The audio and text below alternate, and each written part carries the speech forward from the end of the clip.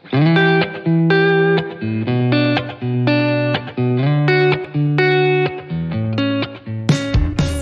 et bienvenue sur le podcast des locomotives. Notre mission, t'apporter de l'inspiration pour te donner envie d'aller au bout de tes projets et de tes rêves. Dans chaque épisode, tu entendras des femmes raconter leurs histoires. Parcours atypiques, choix de vie audacieux ou encore les projets fous qu'elles ont réalisés. Parce qu'on a toutes besoin de s'inspirer pour décoller. Du mouvement, du bruit, de la fumée, laisse-toi entraîner par les locomotives. On parle souvent de voyager pour vivre des expériences uniques. Mais as-tu déjà pensé à partir seule pour parcourir des milliers de kilomètres et des dizaines de pays simplement avec ton vélo ? C'est le projet fou que Tiffaine a réalisé. Elle a claqué la porte de chez elle, en région parisienne, a chevauché son vélo et elle a pédalé 7 mois à travers l'Europe, puis 7 mois à travers l'Afrique. Un budget d'environ 5 € par jour, un bivouac pour dormir, quelques outils pour son vélo, 2-3 tenues et une grande dose de courage. Un voyage palpitant qui lui a fait rencontrer de belles personnes, découvrir des paysages magnifiques, différentes cultures, mais aussi un voyage qui lui a permis de rencontrer son amoureux. Et pour immortaliser ce voyage, et cette expérience particulièrement folle, elle a décidé d'écrire un livre pour remercier les habitants qui lui ont parfois ouvert sa porte pour y trouver refuge, mais aussi pour transmettre cette folle aventure à qui le souhaite.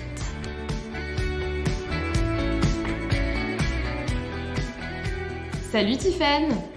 Salut Sandra! Merci beaucoup Tiffaine d'avoir accepté mon invitation. Je suis super contente que tu nous racontes ton histoire dans les locomotives. Et pour commencer, je te laisse donc te présenter Tiffaine, s'il te plaît. Merci à toi de m'accueillir. Donc, je m'appelle Tiffaine, j'ai 26 ans. J'ai fait des études d'éducatrice spécialisée. Et en fait, après les études, j'ai pas du tout eu envie de travailler et j'ai eu envie de voyager, de découvrir le monde. C'est ça. Et d'ailleurs, c'est ce que tu vas nous raconter dans cet épisode. Donc, Tiffaine, elle a réalisé un projet complètement fou. En tout cas, je suis hyper admirative de ce que tu as fait. Et elle va nous raconter. Elle est partie voyager en vélo pendant quasiment 14 mois. Et seulement avec son vélo. C'est un peu ça l'histoire. Mais du coup, je te laisse... Voilà, donc je te laisse nous expliquer un peu comment l'idée t'est venue et pourquoi surtout. Pourquoi tu as fait ce projet? Alors, pour parler de l'idée qui est venue, il faut que je remonte un tout petit peu en arrière. Donc, juste après mes études, je suis partie 1 an en Australie en visa vacances-travail. J'avais surtout envie d'une expérience à l'étranger. Et du coup, j'ai travaillé quelques mois à Melbourne. Et ensuite, je voulais voyager de façon un peu différente. Et je suis tombée par hasard sur le blog d'un mec qui avait fait l'Australie à vélo. Et je me suis dit, waouh, c'est complètement fou. J'avais jamais entendu parler de cette façon de voyager avant. Du coup, je me suis lancée en Australie sur 1500 kilomètres. Et du coup, à mon retour à Paris, c'est vrai que c'était assez difficile le retour. Le fait d'être partie comme ça à l'autre bout de la planète, ça m'a donné surtout l'envie de découvrir ce qu'il y avait à côté de moi.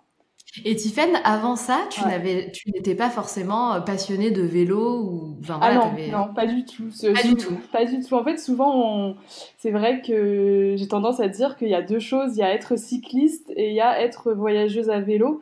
Et moi, je suis pas du tout une cycliste parce que faire du vélo pour faire du vélo, ça ne m'intéresse pas tant que ça. C'est vraiment de voyager et le moyen que j'ai trouvé, le meilleur moyen pour moi, c'est avec un vélo. Et du coup, effectivement, j'y connaissais rien. Je faisais juste du Vélib dans Paris pour aller d'un point A à un point B. Et donc, du coup, j'avais vraiment aucune connaissance mécanique. Enfin, changer un pneu crevé, je savais même pas faire. Choisir un vélo, voilà, c'était un peu une montagne. Donc, mais heureusement en fait que je me suis pas arrêtée à ces choses-là parce que c'est des choses en fait, oui, de toute façon, il va t'arriver des choses en voyage où bien sûr, tu vas pas savoir faire, il va falloir rebondir et voilà, je suis partie de Paris, je savais très bien qu'il y aurait des gens sur la route pour m'aider si vraiment j'avais un gros problème mécanique, donc je me suis pas tellement souciée de ça. Et donc voilà, après l'Australie, je suis restée 6 mois sur Paris, histoire de travailler. Et puis ensuite, j'ai racheté un vélo, des sacoches, une tente et je suis partie de chez moi, direction les pays nordiques. Et alors, du coup, donc t'as découvert le voyage à vélo en Australie et t'as trouvé ça Ouais. incroyable. Mm. Et après, donc tu es parti en Europe et en Afrique, donc c'était un autre voyage. Oui, Euh, exactement. voilà, est-ce que tu peux m'expliquer un petit peu pourquoi ce trajet-là, pourquoi l'Europe puis l'Afrique, Mhm. euh, et voilà, comment t'as défini ta trajectoire? Est-ce que tu l'as définie à l'avance déjà? Ouais, alors non, justement, il faut savoir que je suis partie, donc je suis partie en juin, et donc j'ai fait vraiment au début avec les saisons. Ça allait être donc l'été, donc je me suis dit bon, j'ai pas envie qu'il fasse trop chaud, donc je préfère aller dans le nord de l'Europe plutôt que dans le sud. Et je me suis fixé comme premier objectif d'aller à Stockholm, qui était donc à 2 000 kilomètres de Paris. Et parce que les pays nordiques aussi m'attirent par leur nature et leur paysage. Et après, ça s'est fait en fait tout au fur et à mesure. Je suis arrivée en Suède, je suis remontée jusqu'en Finlande, et puis ensuite, voilà, l'été passait, il y allait avoir l'automne, l'hiver, donc je me suis dit, bah là, il faut que je redescende au sud. Et donc j'ai été jusqu'en Grèce, en passant par les pays baltes, la Pologne, la Hongrie, tout ça. C'est dingue. Et pareil, l'Afrique, je savais pas du tout que j'allais aller en Afrique quand je suis partie de Paris. Ça s'est fait pendant mon voyage. En fait, j'ai rencontré en tout 2 cyclistes qui avaient pédalé en Afrique. Et là, pareil, je me suis dit, mais c'est dingue, quoi. Je pensais pas du tout que l'Afrique à vélo, c'était possible. Et donc, mais ça m'a tout de suite attirée parce que c'est un continent, enfin, c'est le continent, je pense, qui m'attire le plus. Et donc, quand ils m'ont dit que c'était possible, avec le même vélo et enfin, juste avec le même équipement, je me suis dit, ah bah, parfait, en fait. Je vais pas pouvoir passer l'hiver ici parce qu'il va faire trop froid et qu'avec Ouais. l'équipement que j'ai, voilà, après, c'est possible hein, de faire du vélo en hiver dans des zones froides, mais il faut juste l'équipement qui va avec, quoi, que je n'avais pas. Donc, je suis partie ensuite en Afrique pour 7 mois de plus. Et donc c'est drôle parce que en fait, moi ça me fait toujours halluciner quand tu m'as expliqué que t'étais partie de chez toi. Donc c'est comme si là demain vous preniez votre vélo, votre petit sac à dos et vous partiez pour 14 mois de voyage en vélo. C'est quand même super drôle. Ouais, mais c'est ça aussi qui est, je pense, super chouette, c'est qu'on peut partir un peu comme ça, limite sur un coup de tête. Alors moi, je l'avais en tête depuis déjà 6 mois de faire l'Europe à vélo, mais ensuite, quand j'ai concrétisé la chose, concrètement, j'ai quitté mon boulot, j'ai acheté un vélo et 2 semaines plus tard, j'étais sur la route, quoi. Et c'est ça C'est dingue. qui est simple et c'est aussi en fait, on part de chez soi, c'est plus rassurant. On connaît déjà l'environnement qui est autour. On n'est pas dépaysé comme si on prenait un avion et que 10 heures plus tard, on était dans un autre continent, sur un autre continent avec un climat différent. Enfin, ça se fait petit à petit en fait, donc ça permet de s'adapter au fur et à mesure. Ouais, bien sûr. Et c'était quoi ton premier sentiment? Qu'est-ce qui t'est traversé, pardon, lorsque t'as pris ton vélo, t'es parti de chez toi, de Paris? Quel a été ton premier sentiment? Bah alors, il faut savoir que les 2 premiers jours, il y avait mes parents qui m'ont Ah, accompagnée. mais c'est Donc, trop mignon! voilà, donc ils ont pris leur petit vélo aussi et ils sont venus pendant 2 jours. Oh, Et trop chou. du coup, j'avais un peu la pression, j'avoue, d'être avec mes parents, de me dire bon, il faut que je leur montre que je vais ensuite savoir me débrouiller toute seule, que voilà, que je trouve le chemin, etc. Mais une fois que t'es lancé, en fait, ça se passe bien. Il y a un petit temps d'adaptation parce que c'est vrai qu'un vélo, quand même, avec des sacoches, c'est un équilibre un peu différent parce que c'est plus lourd et ça va un peu voilà, ça balance un peu plus. Donc au début, un peu de stress forcément, et puis après, une fois que t'es lancé, que tu pédales, c'est juste une liberté et une liberté incroyable, ouais, ce sentiment de liberté qui est... Ça doit être dingue.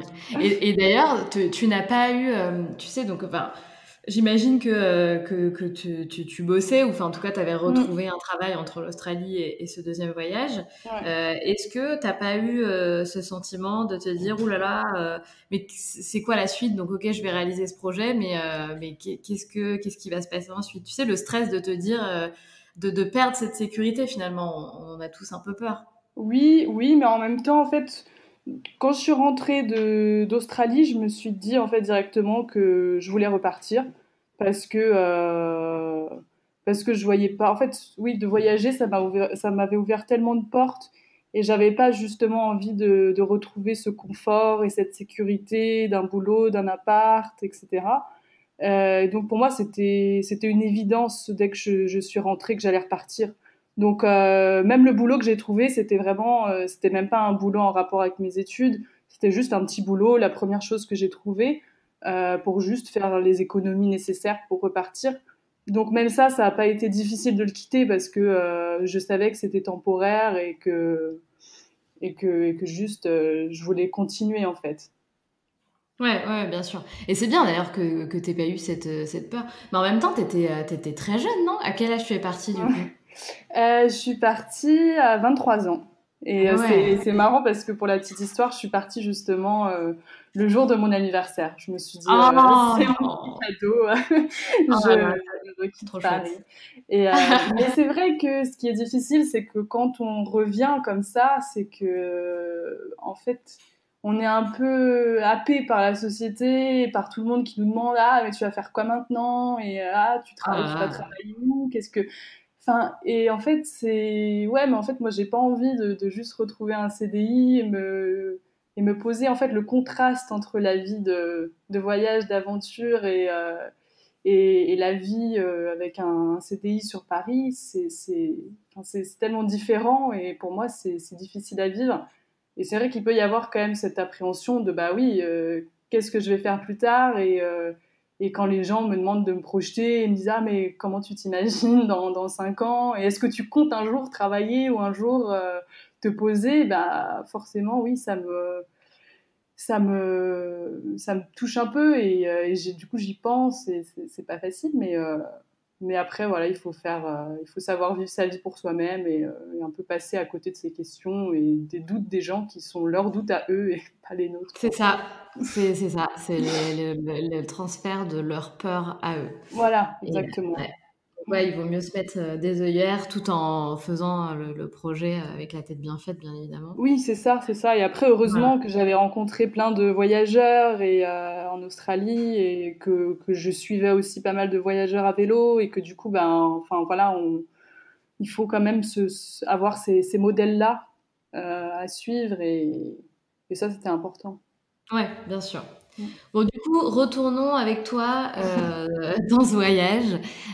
Donc, tu as commencé par l'Europe. Ouais. Tu as traversé l'Europe en vélo pendant 7 mois. Mhm. Comment ça s'est passé? Comment tu dormais? Mhm. Est-ce que on t'a ouvert, Mm. les habitants t'ont ouvert leurs portes facilement? Est-ce que tu peux nous raconter un peu ça? Oui, alors déjà, je m'étais fixé un peu l'objectif de pas payer d'hébergement parce que finalement, il y a tellement d'endroits où on peut juste poser sa tente ou des lieux vides. Enfin, il y a quand même plein d'espaces partout que ça me et surtout en fait c'est vrai que de pas payer d'hébergement, ça me permettait de voyager plus longtemps parce que moins je dépensais, plus j'avais d'économies pour voyager. Donc ça, c'était un peu mon petit calcul. Bien sûr. Et du coup, la première semaine, j'avais fait pas mal de demandes d'hébergement sur un site d'hébergement entre cyclistes qui s'appelle Warm Showers. C'est un peu la version cyclo de Couchsurfing. Et en fait, après, au bout d'une semaine, ben, j'en pouvais plus en fait d'être chez les gens parce qu'après une journée de vélo, on est fatigué, il faut faire la conversation, il faut donner beaucoup de soi en fait. Parce que Ah oui, c'est forcément, clair. on est hébergé gratuitement, donc un peu l'échange qu'il y a, c'est effectivement bah, de parler, de raconter son histoire, etc.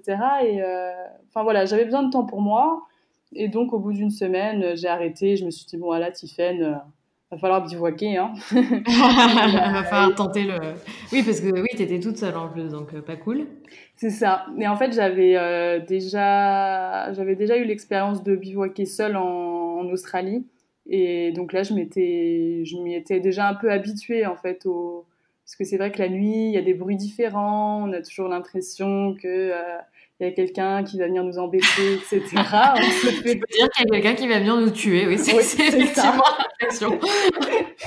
Voilà, mais c'est vrai que voilà, si on avait oublié qu'on avait beaucoup d'imagination, bah tout de suite on la retrouve le soir. Ah là là. C'est assez dingue, mais finalement c'est une question d'habitude. Ben ok, la première nuit on dort pas très bien, la deuxième nuit on dort un petit peu mieux, la troisième nuit un petit peu mieux, et puis après voilà, on voit qu'il se passe rien, que les bruits dehors c'est juste le vent et les bruits de la nuit.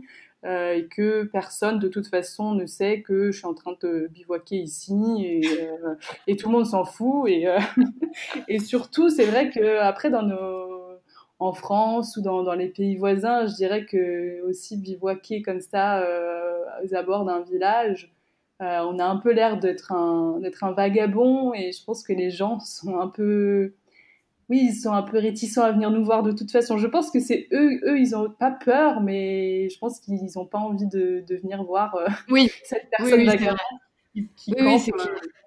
c'est plutôt les autres qui flippent en se disant oh là là, mais c'est qui dort là? Oui, c'est Ouais, ouais, tout ça. à fait. Donc, je pense pas qu'il y ait cette curiosité de venir voir, il y a qui dedans ou autre. Donc Et voilà. donc, Après, t'as jamais été embêté, une personne chelou qui est venue te voir? si, j'ai déjà eu. Alors déjà, il faut savoir que souvent, je campe pas à côté de la route et que je suis pas visible de la route, que je suis plutôt cachée, que généralement, je monte ma tente un peu au dernier moment, parce que finalement, si je monte ma tente et que je me mets direct dedans, personne sait que je suis une femme, que je suis jeune, etc. Donc ça enlève pas mal de choses. Mais Oui. oui, il y a une fois en Europe où j'étais comme ça aux abords d'un village et puis c'était un beau lac avec des tables de pique-nique. Enfin, c'était un endroit super chouette. Et voilà, je me sentais bien. Et du coup, j'ai mis ma tente. Et ensuite, j'ai mangé et j'ai pris des photos, etc. Et entre-temps, il y a un groupe de 4-5 mecs avec leur bouteille d'alcool qui viennent se poser sur une table de pique-nique, dont un qui passe devant ma tante plusieurs fois. Et donc là, effectivement, je faisais pas la fière parce que déjà, je sais que l'alcool peut faire des ravages. Et Ouais, ouais. du coup, là, j'étais pas rassurée, je savais pas tellement quoi faire. Je me suis dit, est-ce que je change de lieu ou pas? En même temps, je savais pas où aller. Finalement, ils sont partis. J'ai fait confiance à ma bonne étoile. Et puis, et c'est vrai que c'est la première fois que j'ai dormi avec mon petit couteau suisse et mon portable allumé sous mon oreille, quoi. Ah ouais, tu m'étonnes. Oh, la Voilà, donc pauvre. ça peut arriver d'être au mauvais endroit au mauvais moment. Et après, il faut relativiser. C'est quand même une nuit je sais pas, en 7 mois C'est fou ça d'ailleurs, que Oui, t'aies c'est pas fou. rencontré d'autres. Tu vois, je dis pas un truc grave, Ouais. mais d'autres petites, d'autres petites péripéties ou quelqu'un de bizarre qui vient te parler. Enfin, Oui, euh, après, une ou deux autres, mais en journée, quand je suis à vélo, quelqu'un qui me suit un peu, qui essaie de me parler, machin. oh Mais mon bon, Dieu, voilà, c'est des souvenirs qu'on essaye oh my d'oublier. god. Donc, voilà. Mais c'est Oui, vrai oui, que effectivement. c'est vrai que c'est très minime, quoi. C'est vrai quand des mauvaises histoires comme ça entre la nuit et le jour, il doit y en avoir 3-4 sur 7 mois, quoi. C'est génial. Enfin, c'est génial que tu aies eu le courage. Je pense que je serais incapable de le faire. Je suis trop une flippée de la vie, moi, donc je pense pas que je serais capable de le faire. Et comment tu fais, par exemple, donc le soir, tu es dans ta tente, tout va bien, nan. Ouais. Si tu as une petite angoisse, est-ce que tu avais une petite technique pour calmer ça rapidement? C'était quoi ton truc? Bah oui, tout simplement, j'avais de la musique et des podcasts, justement. Ah, les Et podcasts. de la musique douce pour s'endormir ou des podcasts, c'est vrai que ça te ramène vachement à la réalité. Tu as quelqu'un qui te parle. Alors bon, il faut écouter des histoires plutôt positives que négatives, quoi. C'est sûr. Mais du coup, ouais, c'est génial parce que oui, tu peux les télécharger avant et puis ça t'apaise, quoi. T'entends quelqu'un qui te parle, t'as l'impression d'avoir un peu une présence et oui, ça. Et puis de toute façon, après une journée de vélo, après une centaine de kilomètres, bon, tu t'endors quand même au bout d'un moment, quoi. T'es tellement Ouais, bien fatigué. sûr. Ouais, c'est clair. Et donc pendant ces 7 mois de voyage, quel est le paysage donc en Europe qui t'a le plus que tu as le plus apprécié, vraiment que tu as trouvé magnifique ou tu as vraiment eu un coup de cœur? En Europe, je dirais la côte adriatique, donc c'est-à-dire de la Grèce à la Croatie, enfin toute cette partie de Ah la ouais. côte. C'est vrai que j'avais pas forcément envie de pédaler cette côte parce que moi j'étais arrivée en Grèce, je savais pas tellement où aller après, mais je savais que je voulais aller en Afrique et en fait toute ma famille m'avait dit ah oui mais pourquoi est-ce que tu viendrais pas dans le sud de la France parce que mes grands-parents habitent là-bas qu'on puisse passer Noël ensemble et comme ça après tu vas en Afrique et comme ça on peut te voir entre l'Europe et l'Afrique. Du coup je m'étais dit oui pourquoi pas mais bon voilà le sud de la France ça fait loin quand même depuis la Grèce bon bah j'essaye quand même et du coup j'ai un peu par défaut j'ai pédalé la côte et vraiment bah là c'était en novembre et du coup c'était incroyable parce que il faisait encore assez bon il faisait pas trop froid et des paysages.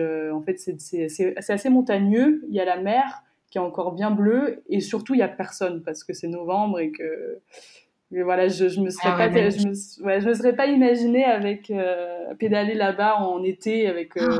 Ah ouais, 35 degrés, non merci. Oui, ouais, et puis tu vois plein de complexes hôteliers, plein de choses, enfin plein de trucs touristiques mais qui sont fermés du coup où il y a personne et du coup enfin voilà, je m'imaginais pas avec tout le monde, la folie de l'été des touristes, mais là c'était le bonheur quoi. Génial. Et donc, tu as rencontré beaucoup d'habitants dans différents pays. Est-ce que tu as eu également un coup de cœur sur une culture?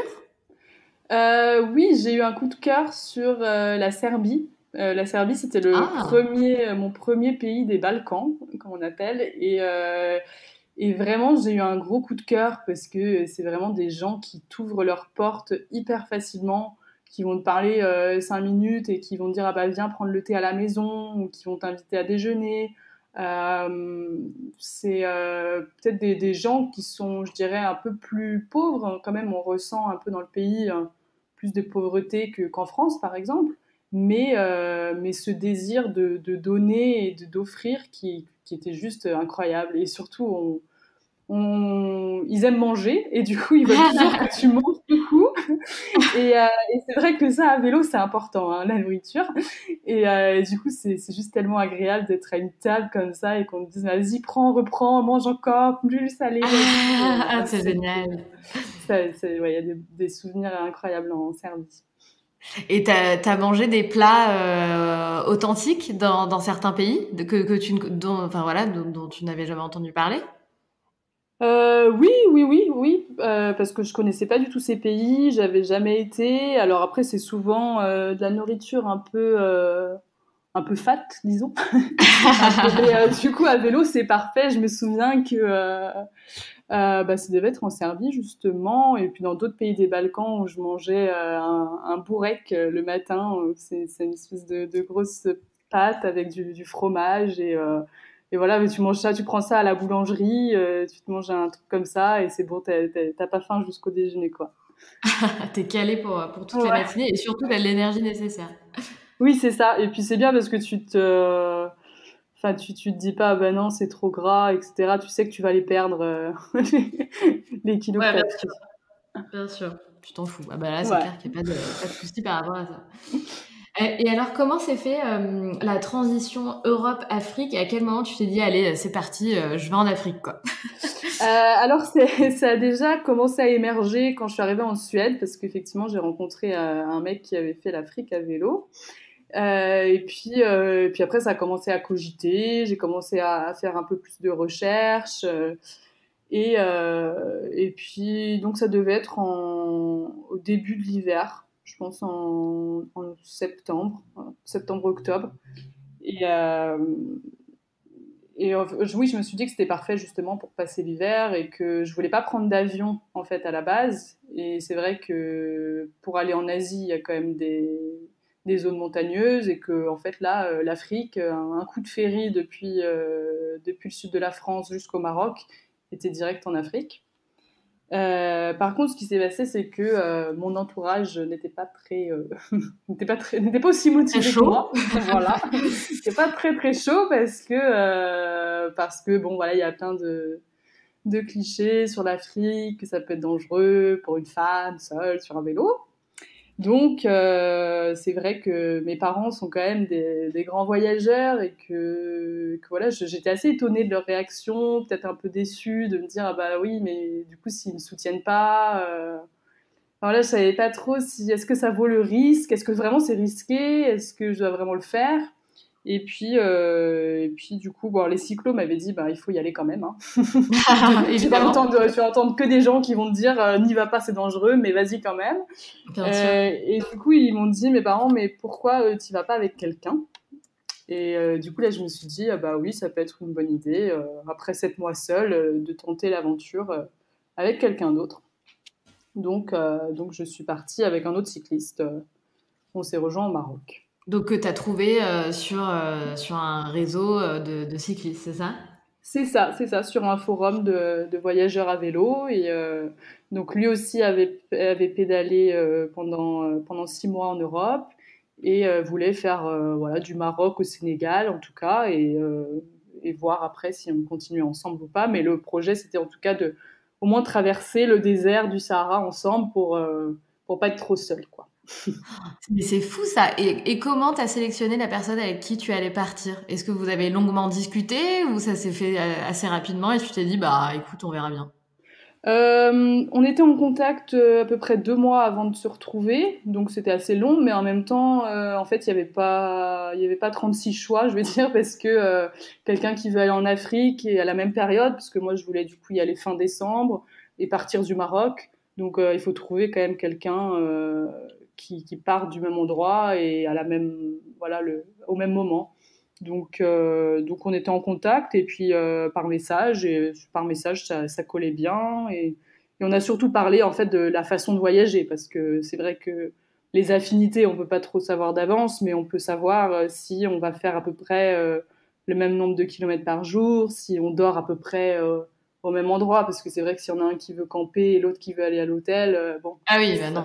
ça va être un peu compliqué. Ouais, ouais, c'est clair. Donc là-dessus, a priori sur le papier, ça collait. Donc bah, de toute façon, on s'est dit tous les deux que ben on essaye, ça colle tant mieux, ça colle pas tant pis, chacun fait sa route quoi. Bon alors, comment ça s'est passé, Tiffaine, du coup? Ces 7 mois accompagnés de ce jeune homme. Bah écoute, ça s'est suffisamment bien passé pour que on soit encore ensemble aujourd'hui. Et Voilà, oui, et oui, et oui, c'est ça que ça je y voulais est, entendre. c'est sorti le scoop. Non mais ça c'est extraordinaire quoi. Ça c'est vraiment digne d'une histoire d'amour, de film ou de livre. C'est énorme. Ouais, ouais. Mais après, j'aime bien quand même dépeindre un peu le tableau Oui. parce que c'est vrai qu'au début, en Afrique, c'était pas tout rose tout le temps parce que c'est vrai que de passer de 7 mois seul avec quand même une liberté vraiment de je m'arrête quand je veux, où je veux. Voilà, si je suis dans une ville qui me plaît, bah, je reste 2, 3 jours. Si j'ai pas envie de pédaler aujourd'hui, je pédale pas. Si j'ai envie de pédaler 150 km, je pédale. Enfin, bref, cette liberté quand même d'être seule et ensuite être 7 mois avec la même personne 24 heures sur 24. Donc voilà. Ouais. Autant te dire que ça quand même, ça clashait souvent, quoi. Et la première fois que tu l'as vu, tu t'es dit, plutôt mignon le garçon, peut-être que, ou est-ce qu'il y a vraiment rien qui t'est traversé et c'est venu au fil des jours? Non, c'est plutôt venu au fil des jours parce que quand je l'ai vu, enfin, j'avais quand même le stress que ça colle en fait. Donc j'étais un peu nerveuse de me dire bon alors est-ce que ça va le faire parce que je sais que si on fait chacun sa route, je sais pas comment mon entourage et ma famille va continuer à me soutenir si je suis toute seule ou s'ils vont pas me dire de rentrer. Donc j'avais surtout cette pression de me dire bon il faut que ça marche donc on va se tenir bien. Bien sûr. Et puis non, ça s'était fait plutôt au fil des jours. Et après, bon, c'est vrai que pendant l'Afrique, c'était très difficile de se définir comme un couple parce que voilà, on s'est rencontrés à vélo avec tout transpirant, avec juste 2 t-shirts et voilà, c'est des conditions très précaires, donc c'est difficile de bien s'entendre tout le temps parce que c'est vrai que discuter autour d'un verre à Paris avec aucun souci, c'est quand même plus facile que quand il faut se demander où est-ce qu'on va dormir, ce qu'on va manger, où est-ce qu'on va trouver de l'eau aujourd'hui. Ah, bah, C'est un bien peu, sûr. c'est un peu différent. Après, c'est ce qui a fait, je pense, la base de notre relation aussi, quoi. Oui, ah bah, clairement, si tu peux traverser un truc comme ça dès le départ, Oui. il y a moyen que ton couple soit solide. J'espère. Non, c'est génial. Et alors, du coup, quel pays vous avez fait? Alors, du coup, on s'est rejoint au Maroc. Donc, on est descendu au sud. On a traversé le Sahara, donc en Mauritanie, jusqu'au Sénégal. Ensuite, on a été en Guinée-Bissau. Et c'est là que, en fait, on devait pédaler plutôt l'Afrique de l'Ouest. Et finalement, il faisait vraiment trop chaud en Guinée-Bissau. Il faisait peut-être 50 degrés tous les jours. Et c'était vraiment de la torture parce que tous ces pays d'Afrique de l'Ouest, c'est pas très touristique, donc il y a même pas un petit frigo avec une boisson pour te faire plaisir ou de prendre une glace. Tout ça, ça n'existe pas. Et du coup, c'était trop. Franchement, c'était trop difficile. C'était plus du tout un plaisir. On s'arrêtait entre 11h et 15h parce qu'il faisait tellement chaud qu'on Ah pouvait ouais. pas avancer.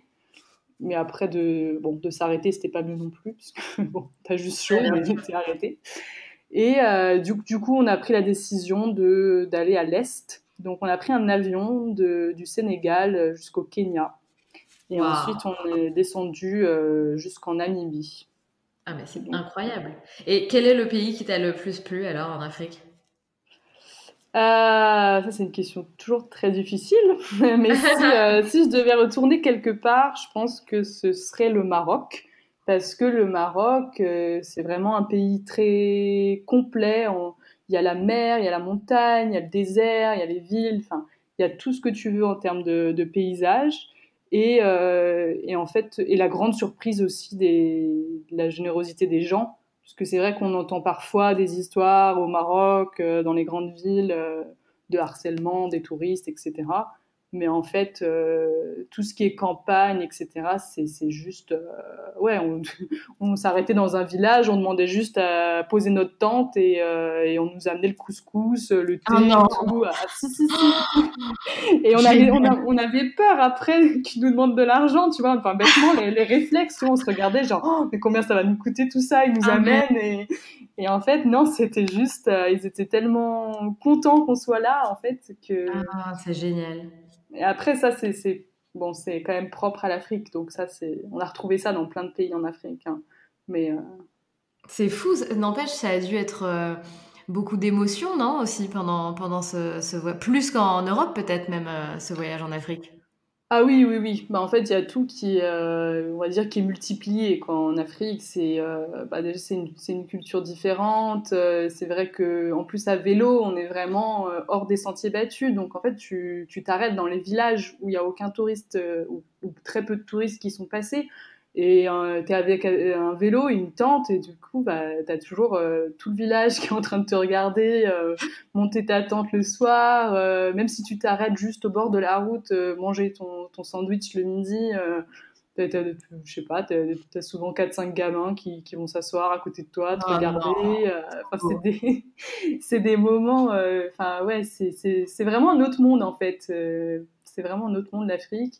Mais t'as tellement, en fait, à apprendre de ces gens qui souvent vivent de pas grand-chose, mais ont une joie de vivre qui est absolument incroyable. Et en fait, ça te fait relativiser tous tes problèmes, parce que c'est vrai que toi, t'es là-bas en Afrique parce que tu l'as choisi et tu vis de façon très simple avec un vélo et juste une tente et des sacoches pendant un an, mais parce que tu l'as choisi, quoi. Et il faut Ouais. savoir que bah, ces personnes-là, souvent, elles n'ont pas l'eau courante chez eux, elles n'ont pas l'électricité, mais elles l'ont pas choisi, quoi. Et donc, tu as quand même une différence qui.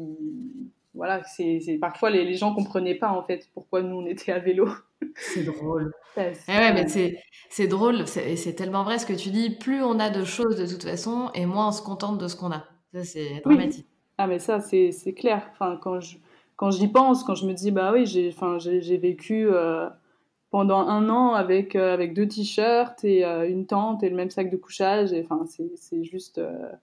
Ouais, finalement, t'as besoin de rien, quoi. Ouais, c'est vrai. C'est vrai et c'est Mm. vrai que quand j'ai pu voyager aussi, quand j'ai fait des beaux voyages aussi et je Ouais. partais avec pas grand-chose et c'est génial, quoi et c'est vrai que tu te Mm. dis: «Mais en fait, à quoi ça sert tout ce que j'ai chez moi?» Alors effectivement, quand tu reviens dans une vie normale, Mm. européenne, «standardisée» entre guillemets, oui, bon, tu es content que dans ton appart ou dans ta maison, voilà, tu as du joli Oui. mobilier, tu as du confort et cetera. Mais quand tu Mm. décides de vivre en marge, bah, en fait, tu te rends compte que c'est un peu bullshit et que t'as pas besoin d'autant de choses. Oui, ouais, ouais, ouais. Moi, ça me fait toujours ça après quand je rentre, quand je suis rentrée après un an de voyage à vélo et que j'ai vu ma garde-robe et pourtant j'ai pas grand-chose quand même parce que je suis pas très, voilà, je suis pas très à la pointe de la mode. Mais je me dis toujours, mais pourquoi j'ai autant de t-shirts? Ah Pourquoi mais j'ai c'est autant, fou. enfin, j'aurais jamais le temps de les mettre. Enfin, c'est, ouais. Du coup, Et ça puis c'est change fou tout. parce qu'on revient quand même très rapidement dans ce schéma, tu vois? Genre on va très vite se laisser Ouais, tenter, consommer, et cetera. Même si j'ai ouais. l'impression qu'on fait tous beaucoup d'efforts et qu'on est en train de changer à ce niveau-là, Mm. Mm. ça nous rattrape quand même assez vite. Oui, oui, oui. Et c'est vrai que ça, c'est difficile de se dire, ah ben, enfin, quand on revient et que tout le monde achète des nouveaux vêtements, un nouveau sac, et que toi, tu es avec ton sac qui est le même depuis 10 ans et qu'il y a un peu des trous partout et que tu te dis, bon, bah, faudrait bien que j'en rachète un. Et puis en même temps, bah, est-ce que j'en ai vraiment besoin? Bah non, Pas bah oui, non mais forcément. c'est ça. C'est exactement ça. C'est ouais, non, Mm. c'est fou. Et je t'ai pas demandé, Tiffaine, combien tu as économisé pour ces 14 mois de voyage pour qu'on puisse se rendre compte un peu. Alors, ce que j'ai utilisé, souvent, je dis que c'était à peu près 5 euros par jour en Europe et entre 5 et 10 euros par jour en Afrique. En fait, finalement, l'Afrique était plus chère parce qu'il y a des visas souvent dans les pays qu'il faut payer. Et finalement, la nourriture, enfin, quand tu manges dans les petits restos locaux, c'est vraiment pas cher et voilà, tu peux te permettre de manger à l'extérieur. Mais il faut quand même que tu aies toujours de la nourriture dans tes sacoches. Donc, nous, on prenait souvent des pâtes, des conserves, des trucs comme ça. Et souvent, c'est des produits importés et qui sont pas forcément moins chers que chez nous. Du coup, Ah, voilà, c'est bien. en tout, je pense que le voyage a dû me coûter en un an, je sais pas, 3 000 euros, 3 000 à 4 000 euros. Génial. Donc c'est quand même hyper accessible pour voyager plus d'un an. C'est rien, Oui, quoi. oui, oui, parce que finalement, c'est pour ça que les gens sont souvent étonnés que je puisse voyager aussi longtemps. Et c'est vrai que si tu fais des vacances classiques où tu utilises l'avion ou des transports, plus un hôtel, enfin un hébergement qui est coûteux, plus des activités souvent, ben, ça va super vite. Moi, j'avais pas de transport pratiquement puisque c'était mon vélo, il y avait parfois quelques réparations, mais c'est un coût très bas par rapport aux réparations d'une voiture. Et je payais pas d'hébergement puisque la plupart du temps j'étais soit invitée chez les gens, soit je campais. Donc finalement, il me reste juste la nourriture. Et la nourriture, bah, que je sois à Paris ou autre part, il va falloir forcément que je me paye ma nourriture. Et voilà, si tu vas juste au supermarché et que tu fais pas des folies, ça coûte pas bien cher non plus, quoi. Ah, il faut être hyper organisé et respecter vachement son budget, du coup. Oui, oui, oui. En fait, j'aurais pu en soi dépenser plus, mais du coup, j'aurais pas pu voyager autant. Donc moi, pour moi, c'était facile en fait de me restreindre. C'était si j'économise en n'allant pas prendre une bière ce soir dans un bar avec des amis, et ben je vais avoir un jour de plus de voyage. Ah oui. Et du coup, enfin moi, en tout cas pour moi, avec cette mentalité-là et cet état d'esprit, c'était vraiment facile d'économiser et de pouvoir plutôt continuer longtemps en fait. Ouais, bien sûr. Et Mm. donc, ce qu'a fait Tiffaine pour immortaliser ce voyage, c'est qu'elle a écrit un livre. Et Mhm. ça, c'est vraiment trop cool. Alors, comment tu as fait pour écrire ce livre? Est-ce que tu avais déjà écrit un livre? Est-ce que chaque soir dans ta tente, tu écrivais un résumé de ta journée? Comment tu as Mhm. fait pour écrire ce livre? Alors déjà, quand je suis partie, j'avais pas, enfin pendant tout le voyage, j'avais pas du tout l'idée d'écrire un livre. J'écrivais quand même un journal, ça c'est pour moi parce que c'est vrai qu'il se passe tellement de choses en une semaine parce qu'on est en itinérance, donc tous les jours on bouge, donc parfois je me souvenais pas la semaine dernière exactement dans quelle ville j'étais. Et, du coup j'écrivais effectivement un journal avec l'endroit d'où je suis partie le matin, là où je suis arrivée, le nombre de kilomètres et quelques lignes sur ce qui s'est passé dans la journée. Et ensuite, pour écrire le livre, donc déjà, c'est beaucoup de gens qui m'ont dit ah mais c'est fou ce que tu as fait, tu dois avoir des milliers d'histoires à raconter, pourquoi t'écris pas un livre? Et au début, je me disais ah, bah, c'est un peu oui, bah, pourquoi pas. Et puis finalement, ça a germé dans mon esprit. Et quand je suis rentrée, bah, en fait, ça allait de soi parce que j'avais envie de partager ce que j'avais vécu et je savais pas tellement comment le partager. Et je savais que j'allais pas raconter toutes les histoires qui m'étaient arrivées, même à mes amis et ma famille, parce qu'il y en a trop et que c'est difficile de retranscrire à l'oral. Et du coup, j'ai écrit à partir de ce journal et des photos. Et j'écrivais tout mon temps libre, donc les matins et le week-end. Et voilà, ça m'a pris. Et j'avais jamais écrit avant. Bah, franchement, bravo. Et est-ce que tu as vendu ce livre? Oui, oui, oui. Alors, je suis auto-éditée parce que j'avais envie de faire tout moi-même et que j'avais pas forcément envie de faire des recherches de maisons d'édition et de donner mes droits d'auteur, etc. Donc, je l'ai imprimé moi-même. J'en ai vendu une première fois, donc l'année dernière. Et puis là, j'en ai réimprimé parce que voilà, mes plans ont changé à cause du Covid. Donc, je Bien suis sûr. obligée d'être posée chez moi, confinée. Donc, comme je les avais tous vendus, j'en ai réimprimé. Et donc là, je m'occupe voilà, de vendre cette deuxième impression. Et comment s'appelle ton livre? Mon livre s'appelle Little Miss Pedals. C'est un peu mon Little nom Miss de, Pedals. c'est mon C'est nom ton de nom de scène, voyageuse. d'ailleurs. C'est ton nom de voyage, Voilà. absolument. Puisqu'on peut te retrouver aussi sur le compte Instagram qui s'appelle de la même manière. Voilà, exactement. Ouais. Super. Écoute, pour terminer cet épisode, j'aimerais bien déjà que tu nous donnes une petite checklist. Si demain on veut Mhm. partir sur notre vélo pendant plusieurs mois, Mm. quelle est la checklist? Alors, un vélo, déjà, c'est bien. Des sacoches pour mettre les affaires dedans, une tente, un sac de couchage, un petit matelas, une tenue sportive pour la journée, une tenue pour le soir, et puis une veste de pluie, des gants, un casque et quelques outils quand même pour réparer le vélo, donc un multi-outils et quelques chambres à air. Enfin, voilà, les parties du vélo qui s'usent rapidement. Et tu as utilisé une carte ou ton téléphone? Non, oui, j'ai utilisé mon téléphone. J'utilisais Maps.me. Ah, ok. C'est une application, c'est pas forcément vélo, mais en fait, c'est très très complet. Surtout pour l'Europe. Après, pour l'Afrique, bon, il y a moins de routes, donc c'est moins compliqué. Mais par contre, ça a vite ses limites parce qu'on voit jamais l'état de la route. Et c'est vrai que parfois sur la carte, tu te dis, ah bah c'est bien, là, il y a un petit raccourci, on va prendre cette route-là. Et puis finalement, c'est un chemin de terre tout boueux où tu peux pas passer. Surprise. Donc, ou plein de sable. Donc, des fois, tu peux un peu essayer d'imaginer, mais ouais, ça a ses limites, mais c'était suffisant. Et c'est ce qui fait que ça rajoute un petit peu de surprise et de piment, en fait, Oui, c'est ça. finalement. Effectivement, si on restait que sur la route principale bitumée, bon déjà on s'ennuierait un peu parce qu'on Bah oui, verrait que les voitures. Et puis effectivement, on n'aurait pas trop d'histoires à raconter, quoi. c'est clair, c'est clair, c'est clair. Et quels sont tes projets alors, Tiffaine, pour terminer là-dessus? Est-ce que Ouais. vous avez du coup avec votre chéri, donc Mm. les cyclistes fous, prévu de repartir? Alors, on avait prévu et on était reparti en février dernier. Fin février, on avait pour projet d'aller en Thaïlande à vélo depuis l'Allemagne, parce que mon copain est Normal. allemand.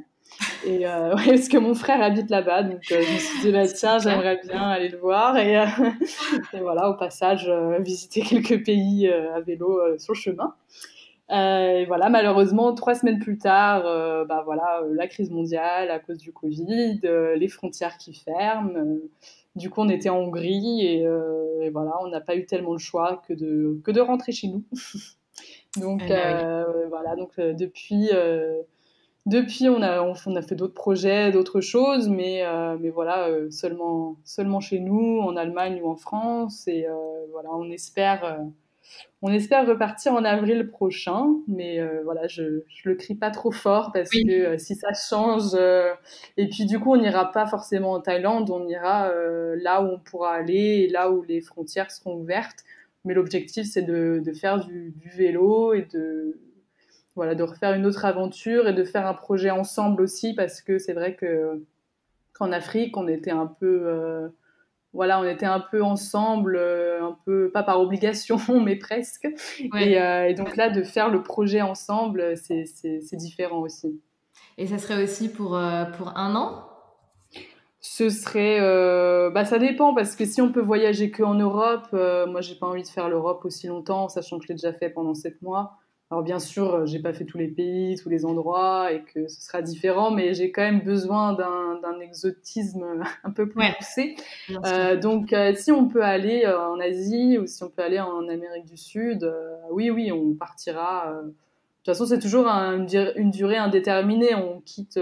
Moi, je n'ai pas de travail actuellement, mais Martin quitterait son travail et donc après, on est libre de notre temps et on rentre quand on veut. Quand on n'a plus d'argent. C'est génial, no stress quoi. C'est ça. Bon, génial. Bon, et petit rituel de fin, Tiffaine, aurais-tu une phrase qui te guide dans la vie, donc à nous donner, ou un conseil ?